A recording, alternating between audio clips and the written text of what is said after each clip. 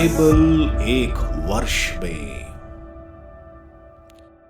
नमस्कार, आप सबका बाइबल एक वर्ष में स्वागत है। आप सब ने जो कदम उठाया है प्रभु के वचन सुनने के लिए, यह हमारे जीवन के अंधेरों को दूर करेंगे और हमें प्रभु के प्रकाश में चलाएंगे।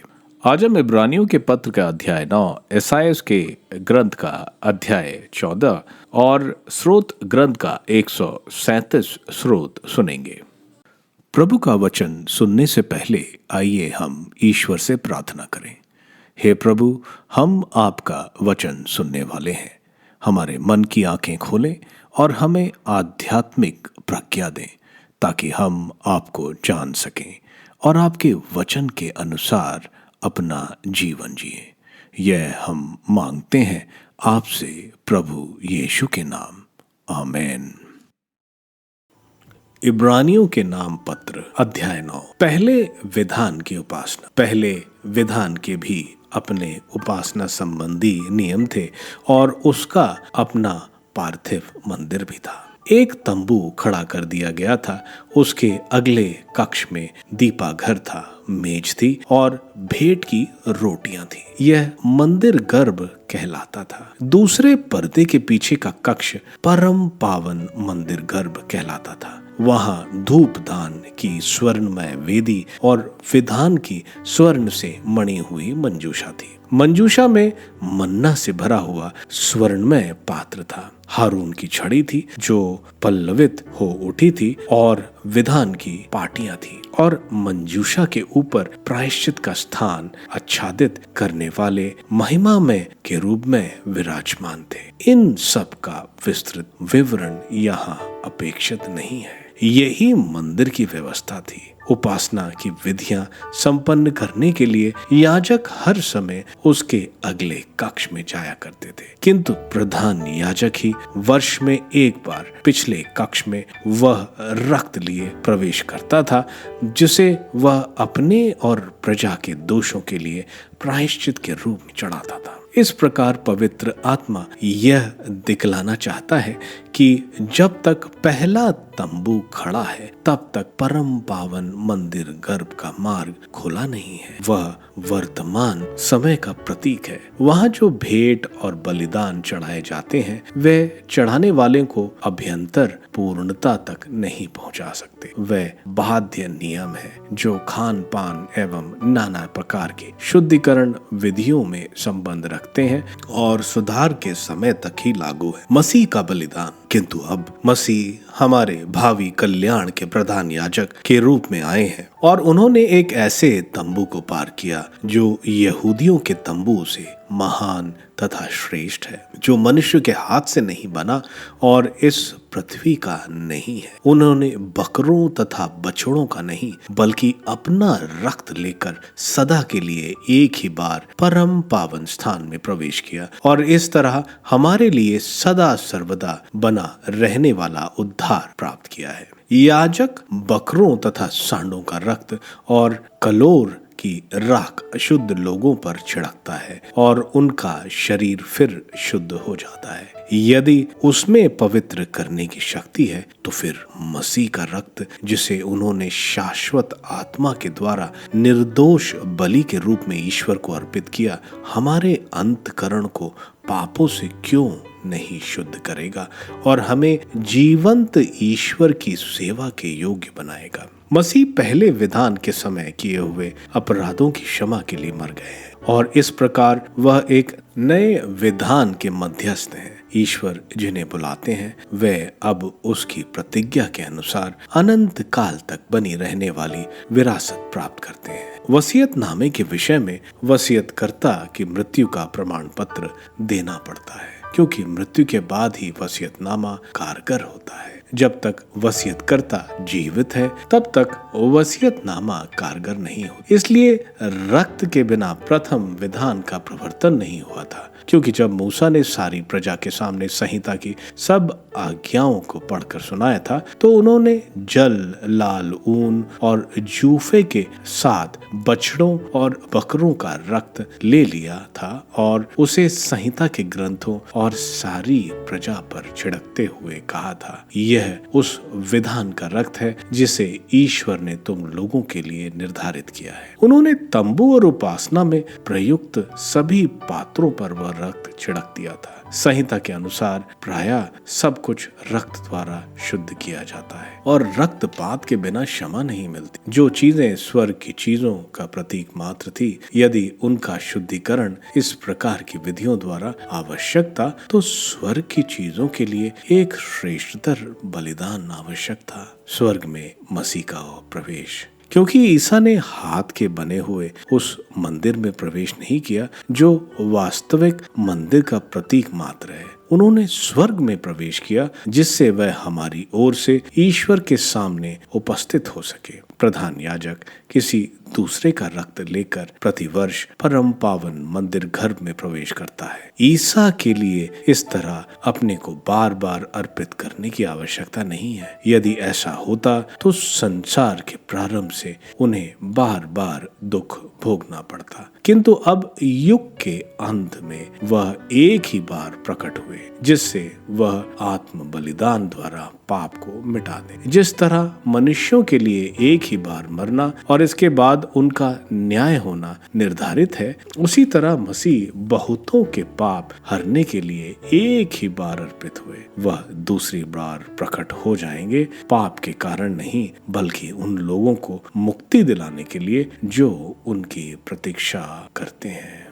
ईसाइयाह का ग्रंथ अध्याय 14। निर्वासन से वापसी। प्रभु याकूब पर दया करेगा और इजरायली प्रजा को फिर अपनाएगा। वह उनकी अपनी भूमि पर बसाएगा, विदेशी भी उनके साथ जाएंगे और याकूब के घराने में घुल मिल कर रहेंगे। राष्ट्र उनका स्वागत करेंगे और उन्हें उनके स्वदेश पहुंचाएंगे। वह प्रभु की भूमि पर इजरायलियों के दास और दासियां बनेंगे। जो लोग उन्हें बंदी बनाकर ले गए, इजरायली उन्हें बंदी बनाएंगे और अपने पर अत्याचार करने वालों को अपने अधीन करेंगे। बाबुल के राजा का पतन। जिस दिन प्रभु तुमको अपने कष्टों, उत्पीड़न और क्रूर दासता से मुक्त करेगा, तुम बाबुल के राजा के संबंध में यह व्यंग गीत गाओगे। अत्याचारी का अंत कैसे हुआ, उसका दर्प ठंडा कैसे पड़ा। प्रभु ने दुष्टों का डंडा तोड़ डाला, शासकों का वह राज्य दंड भी, जिससे वे क्रोधावेश में लोगों पर निरंतर प्रहार करते थे,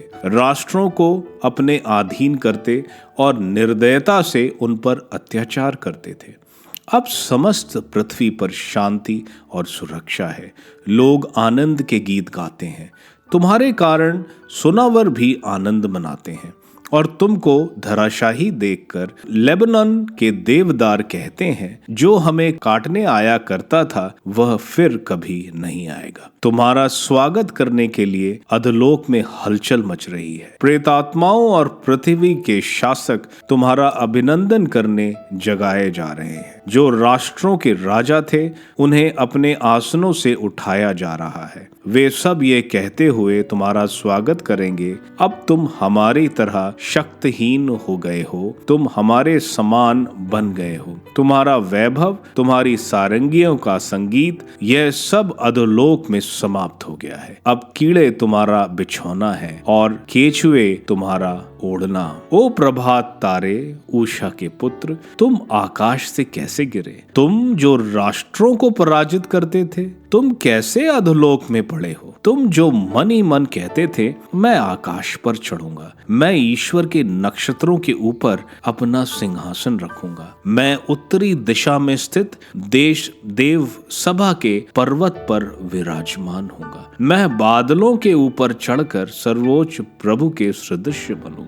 किंतु तुम्हें पृथ्वी के नीचे अधोलोक के गहरे गर्त में उतरना पड़ा। जो तुमको देखते हैं वे आंखें फाड़ कर यह सोचते हुए तुमको ताकते रहते हैं, क्या यह वही मनुष्य है जिसके सामने पृथ्वी कांपती थी और राज्य थरथराते थे? वही मनुष्य जिसने पृथ्वी को उजाड़ा, उसके नगरों का विनाश किया और बंदियों को स्वदेश लौटने नहीं दिया। राष्ट्रों के सभी राजा अपने अपने मकबरे में सम्मान पूर्वक विश्राम करते हैं, किंतु तुमको अपने मकबरे से निकालकर घृणित गर्भस्राव की तरह फेंका गया। तलवार के घाट उतारी लाशों के ढेर पर जो गड्ढे और पत्थरों पर पड़े हैं, पैरों से रोंदे हुए शव की तरह तुम्हारा दफन नहीं होगा, क्योंकि तुमने अपने देश का विनाश किया और अपनी प्रजा का वध किया। दुष्टों की संतति का नाम तक नहीं रहेगा, उनके पूर्वजों के कुकर्मों के कारण पुत्रों का भी वध किया जाएगा। कहीं ऐसा ना हो कि वे उठकर पृथ्वी को अपने अधिकार में करें और संसार भर में अपने नगर बसाएं। सर्वशक्तिमान प्रभु कहता है, मैं उनके विरुद्ध खड़ा होऊंगा। मैं बाबुल की स्तुति और वंशों के साथ उसका नाम निशान तक मिटा डालूंगा। यह प्रभु की वाणी है। मैं बाबुल को उल्लुओं का अड्डा और दलदल बना दूंगा। मैं सत्यानाश के झाड़ू से उसे बुहार डालूंगा। असुरिया के विषय में सर्वशक्तिमान प्रभु ने यह शपथ खाई है, मैंने जो योजना बनाई है वह पूरी होगी। मैंने जो निर्णय किया है वह चरितार्थ होगा। मैं अपने देश में असुरिया को कुचल दूंगा। मैं अपने पर्वतों पर उसे पैरों से रोंग दूंगा। मेरी प्रजा से उसका जुआ उठ जाएगा, उसके कंधों से भार हट जाएगा। यह निर्णय सारी पृथ्वी पर लागू है। प्रभु का हाथ सब राष्ट्रों के विरुद्ध उठा है। यह सर्वशक्तिमान का निर्णय है, तो कौन उसे रद्द कर सकता है? उसका हाथ उठा सकता है, तो कौन उसे झुका सकता है? फिलिस्तियों के विषय में यह दिव्य वाणी उस वर्ष सुनाई पड़ी जब राजा आहाज की मृत्यु हुई। फिलिस्तियों, इसलिए आनंद मत मनाओ कि वह डंडा टूट गया जो तुम्हें मारता था, क्योंकि सांप की जड़ से काला नाग निकलेगा और उससे एक पंखदार सर्प। दयनीय दरिद्रों को चारागाह मिलेगा और निर्धन सुरक्षा में निवास करेंगे, किंतु मैं भुखमरी द्वारा तुमको समूल नष्ट करूंगा। जो बच जाएंगे मैं उनका वध करूंगा। फाटक तू विलाप कर, नगर तू दुहाई दे, सारी फिलिस्तिया समाप्त होने को है, क्योंकि उत्तर से धुआं चला आ रहा है। शत्रु की पंक्तिबद्ध सेना निकट है। उस राष्ट्र के दूतों को क्या उत्तर दिया जाए? प्रभु ने सियोन की नींव डाली है और उसमें उसकी विनम्र प्रजा सुरक्षित रहेगी। स्रोत ग्रंथ स्रोत 137 निर्वासितों का भजन। बाबुल की नदियों के तट पर बैठकर हम सियोन की याद करते हुए रोते थे। आसपास खड़े मजनू के पेड़ों पर हमने अपनी वीणाएं टांग दी थी। जो लोग हमें बंदी बनाकर ले गए थे वे हमसे भजन गाने को कहते थे। हम पर अत्याचार करने वाले हमसे आनंद के गीत चाहते थे। वे हमसे कहते थे, सियोन का कोई गीत सुनाओ। हम पराए देश में रहते हुए प्रभु का भजन कैसे गाकर सुनाए? यरूशलेम, यदि मैं तुम्हें बुला दूं तो मेरा दाहिना हाथ सूख जाए। यदि मैं तुझे याद नहीं करूं, यदि मैं यरूशलेम को अपना सर्वोत्तम आनंद नहीं मानूं, तो मेरी जीभ तालू से चिपक जाए। प्रभु, एदोमियों को याद कर जो यरूशलेम की पराजय के दिन कहते थे, ढा दो उसे, नींव तक ढा दो। बाबुल की पुत्री, तेरा विनाश निश्चित है। धन्य है वह मनुष्य जो तेरे साथ वैसा ही करेगा जैसा कि तूने हमारे साथ किया है। धन्य है वह मनुष्य जो तेरे दूध मुहे बच्चों को उठाकर चट्टान पर पटक देगा। इब्रानियों के पत्र के अध्याय 9 में पुराने विधान के निवास स्थान के बारे में बताया जा रहा है। निवास स्थान के बारे में बताया गया है कि बाहरी तंबू, जिसको पवित्र स्थल कहते हैं, उसमें दीप वृक्ष, जिसको मनोरा भी कहते हैं, टेबल ऑफ स्ट्रो ब्रेड, मेज जिस पर पवित्र 12 रोटियां रखी जाती थीं, और धूप वेदी। दूसरे तंबू के अंदर मंजूषा यानी टैबरनेकल रखा जाता था। अंदर वाले तंबू जहां मंजूषा रखा है, वहां मुख्य पुरोहित साल में एक ही बार जा सकते हैं। यहाँ पुरोहित भेड़ों और बकरियों के रक्त को छिड़कते थे ताकि इज़राइल के पाप क्षमा हो और इज़राइल का ईश्वर से मेल हो सके। अगर भेड़ बकरियों के रक्त इज़राइलियों के ईश्वर के पास लाता है, तो प्रभु यीशु ईश्वर पुत्र का निष्पाप रक्त हमें ईश्वर के और नजदीक लाएगा। मूसा ने पहले विधान की स्थापना पूरे समुदाय और निवास स्थान पर रक्त छिड़क कर किया। बिना रक्त के बहे पाप क्षमा नहीं है। प्रभु यीशु ने अपना पवित्र रक्त क्रूस पर चढ़ाया। वे अपने रक्त लेकर परम पवित्र स्थल पर प्रवेश करे। प्रभु यीशु आए और हमारे लिए अपने को बलि चढ़ाया। अब दूसरी बार प्रभु फिर आएंगे अपने विश्वासियों को बचाने। ईसाइयाह के ग्रंथ के अध्याय 14 में शुरुआत इज़राइल के सांत्वना दी जा रही है कि ईश्वर इज़राइल को निर्वासन से वापस लाएंगे। इज़राइल के विपरीत अत्याचार करने वालों को गिराया जाएगा। आगे शैतान यानी लूसीफर के अपने महान ओहदे से गिराने जाने की बात करी जा रही है। जब वो ईश्वर जैसा होना चाहता था, इसी तरह बेबीलोन भी गिराया जाएगा। सारे राष्ट्र इस पर खुशी मनाएंगे। आगे ईश्वर असीरिया की तबाही का बोल रहे हैं अपने लोगों को बचाने के लिए। स्रोत ग्रंथ का 135 स्रोत एक विलाप का स्रोत है। यहूदी बेबीलोन राज में निर्वासन पर हैं। यहूदी बंदी यरूशलेम के गिरने पर विलाप मना रहे हैं और दुश्मनों के सामने खुशी के गीत गाने से मना कर रहे हैं। बंदियों को विश्वास है कि ईश्वर जरूर उनके दुश्मनों से बदला लेंगे। आप सबको धन्यवाद ईश्वर के वचन सुनने के लिए। मैं आपसे विनती करता हूं कि आप बाइबल एक वर्ष में को दूसरों के साथ शेयर करें, क्योंकि प्रभु का वचन स्वयं प्रभु यीशु है। प्रभु को दूसरों को देने वालों को प्रभु की आशीष जरूर मिलेगी। मैं आप सबका बड़ी बेसब्री से कल इंतजार करूंगा। धन्यवाद।